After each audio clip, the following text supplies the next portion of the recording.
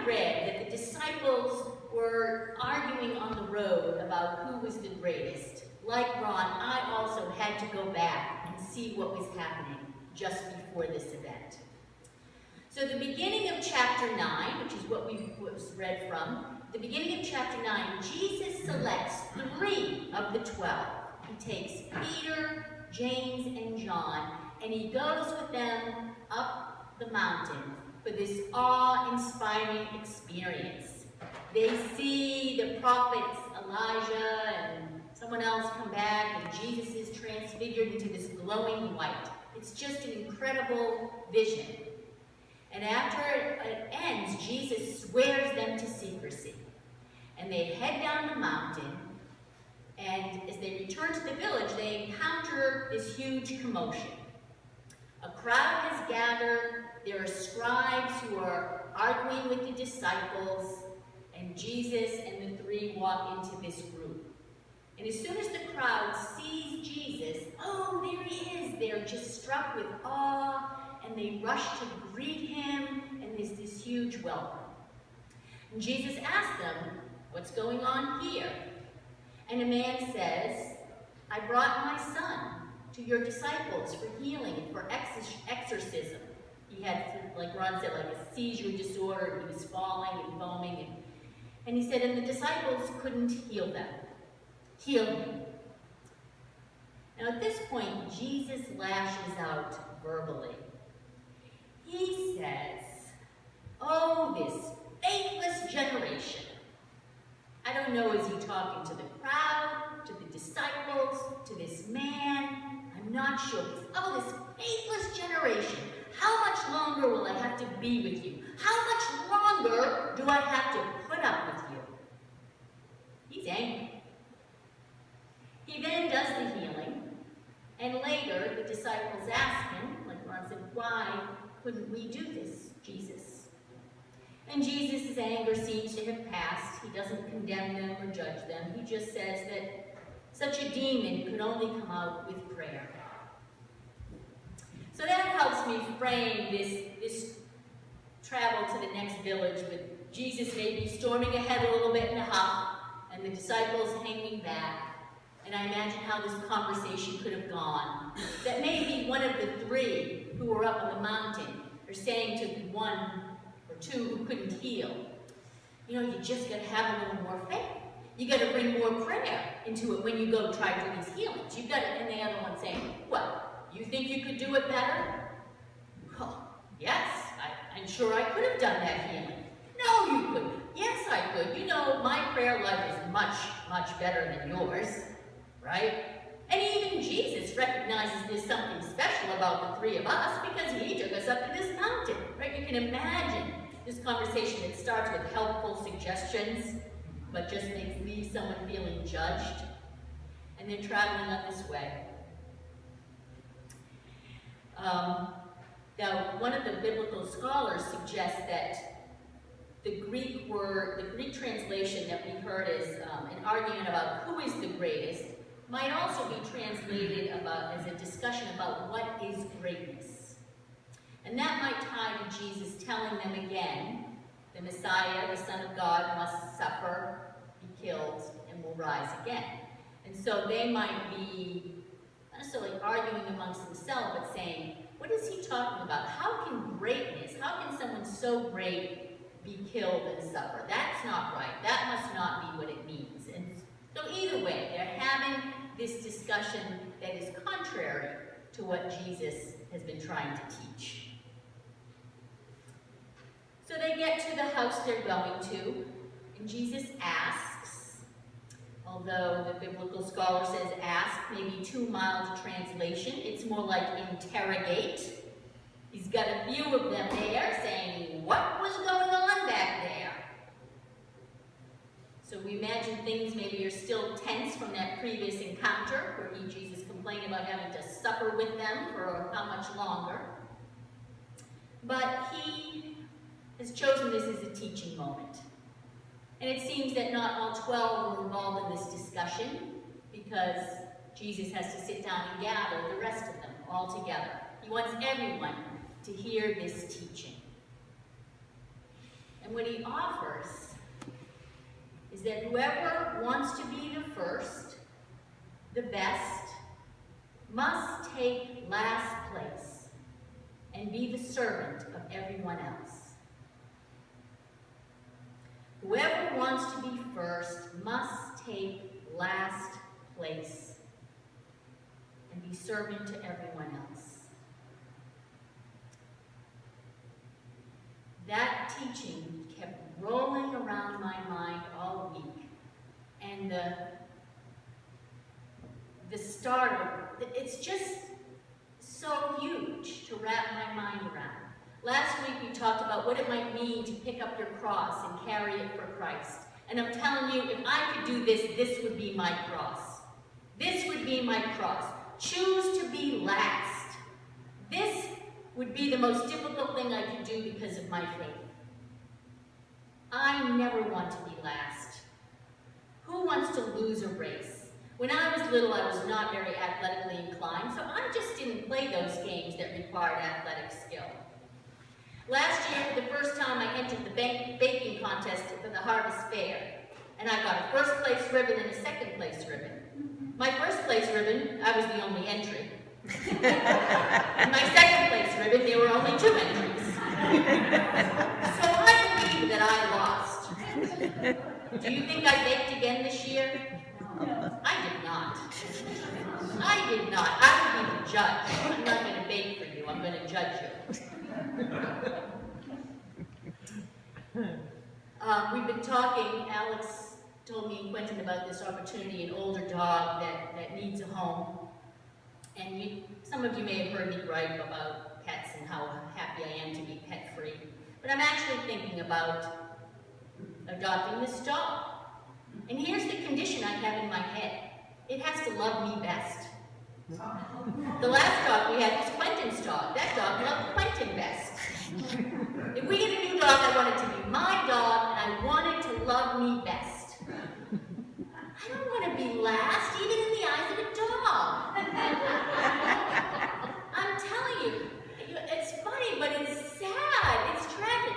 Like, last night I went to this banquet, and I carpooled with some friends, and we arrived a little bit late, and we came in sort of the back door, so I walk into this banquet hall, and there's still lots of tables open. So I chose a really good table. And there was going to be a speaker, and I chose a seat that I wouldn't have to turn too hard to see the speaker. It's just, I'm the one in a crowd, I will push my way to the front so that I can get a view. And I never thought about it until I'm pondering this stuff all week. I take pride in asserting myself and claiming my place, and Jesus is saying, be last. Choose to be last. And it goes against every grain I have. Again, because I was not athletically inclined, I never thought of myself as competitive. And then a coworker of mine several years ago said, you're one of the most competitive people I know, Doreen. You're always comparing yourself to others. You always want to be seen as the smartest, or the most articulate, or the best counselor, or whatever it is. You're very competitive. And I was shocked by that. And as time goes on, I see how true it is. Now, I don't know if anyone ever watched that show, Friends. You know, Monica. She's super competitive, and she was giving her boyfriend a massage, and he's going, ow, ow, ow, ah, that's terrible. And she's like, what? And he said, you don't have to be good at everything. And she's like, do you know me? Of course I have to be good at everything. He said, all right, you give the best bad massages of any. Okay. And she had to be the best at something. So there's something about refusing to compete, about choosing to be last, about, like, I didn't take the best table in the house last night, right? I didn't push my way to the front, but, to be last, to take the worst seat with my back turned to the speaker, far away from the food, whatever, I couldn't do it. And I feel justified in my actions almost all the time. Anyone else like to watch game shows? I love to watch game shows. And I love it when the people don't get the answers. And I know them. I feel so smart. Oh, it's this, you idiot! I could be on that game show. I could win all that money. And then you read interviews with the contestants of how difficult it is to hit the buzzer on time and just to think quickly. But here I am in my arrogance, assuming I would be first. I would win. Very, very difficult. So Jesus is saying, be last, be servant. Servant seems good, but I could be the best servant, right? So is Jesus saying it's okay to be the worst? That we don't need to strive to improve ourselves, to be better? Is that what he's saying? No, even this teaching, he's asking the disciples to do better, to be better, to do their personal best. Not in competition with each other, but just for their own growth. Let go of competition. How does that feel to hear that? I've had these arguments with my sister, usually around the athletic stuff, saying competition is bad. But ours is a society that thrives on competition. We assume our economy thrives on competition, and Jesus is saying that's not the way. This is a really radical teaching. Again, Jesus is not suggesting we hold back with our gifts. When we do our best, hopefully we encourage others to do their best and everything goes forward, but it's all for the glory of God. Too often, that pushing ourselves to do better gets caught up with our egos, with competition, with self-interest. I tell you, this passage even had me thinking about how I want my faith to provide me with an advantage. That's where my ego and self-interest get caught up. I even want my faith to advantage me. I want to feel closer to God.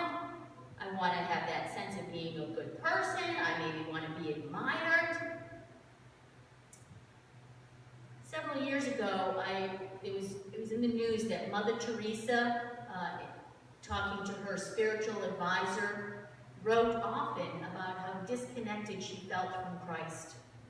That she prayed all the time to feel that connection.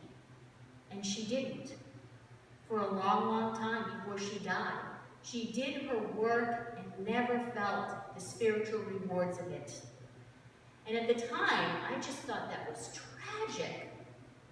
But now I'm thinking, isn't that what Jesus is saying? Go ahead and do the work. Don't worry about what you're getting for it. If you feel the light shining on you, if you feel blessed, just do the work. It's hard teaching. I don't know if I can let that go. But I think Jesus is telling his disciples and telling us the goal is to move forward, but not to get ahead. You know what I mean? Don't get ahead. Don't try to beat other people. Just let's all keep moving forward. Because the problem is when we try to get ahead, we're treating other people as objects, things to be surpassed, things to be used for our own advancement. Things.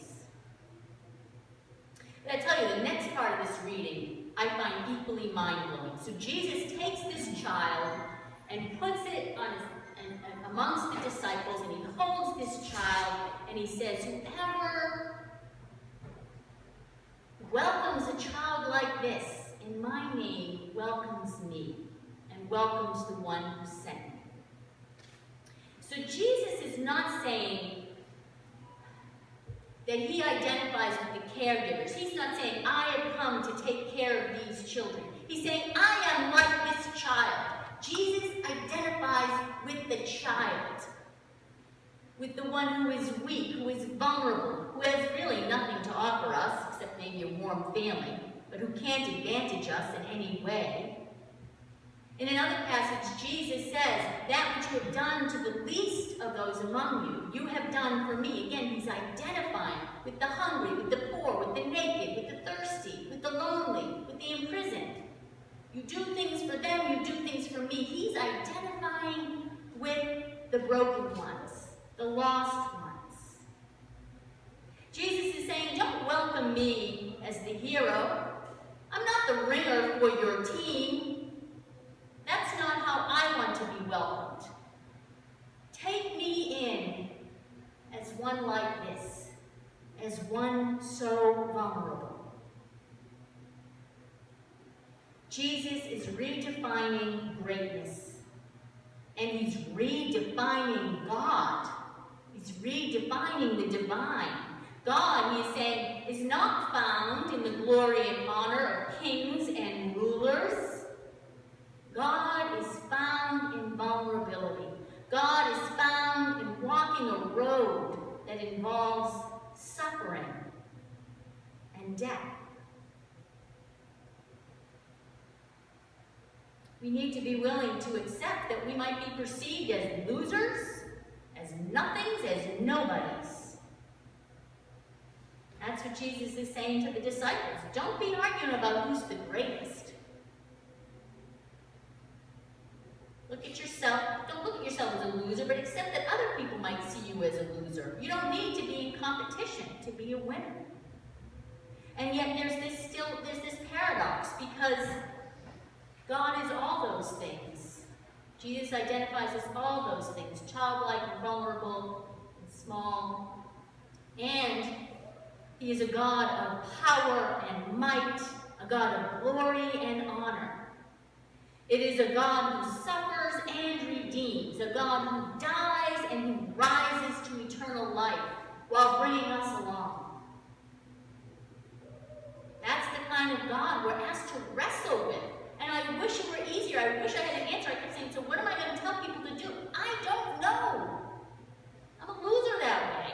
I don't have it together. All I can do is share my struggle and invite you into it with me. I don't know what it means that we have a vulnerable God, a small God, a childlike God, and a God of glory and power. I don't know how we make that work.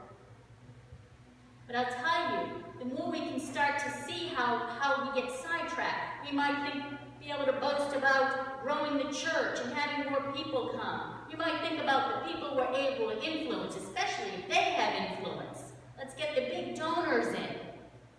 We can spot the ways we do that and start to let them go. We might be onto something.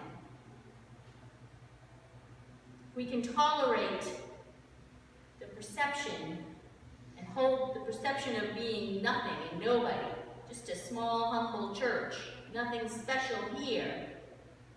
We can tolerate that perception, and we can still hold on to the truth of the power and beauty and the greatness that is in the souls in this place, that is infused in this place.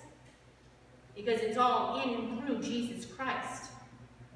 It's all through servanthood and humbleness. If we can do that, welcome the vulnerable, those who give us no advantage and may even cost us. We just might see the face of God, but we might not. Either way, may it be so.